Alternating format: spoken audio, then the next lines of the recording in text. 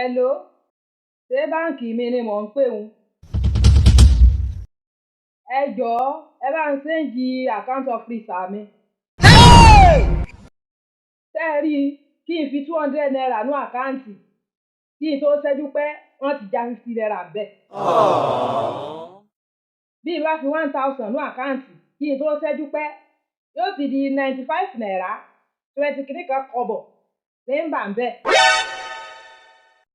Bí mo sì ṣe ń gbọ́ hùrùhùrù bank officer mi hun, wọ́n ló ti múùfù lọ Ìkòròdú. Kó tó wá fi gbogbo owó báǹkì mi, owó àkáǹtì mi, kó tó fi ṣe fọ́níṣọ̀ sí gbogbo inú ilé rẹ̀. Ẹ jọ̀ọ́ ẹ bá ń ṣéǹjì account officer mi, ìfẹ́ yan mọ́. Hello, madam. I don't understand Yoruba language. Can you repeat what you said in English language? English language tẹ́ ẹ̀ fẹ́ sí èrè. Gbogbo tí mo sọ látàárọ̀ ẹ̀gbọ́n tí mò ń sọ. Tó gan ọ̀bà fẹ́ pa yín ẹ bá ń gbé fẹ́ tó gbọ́ Yorùbá. Wọ́n máa pa fóònù mọ́ òdìdí ẹni tó wọ́pùn báńkì àkáǹtì létí. Jesus!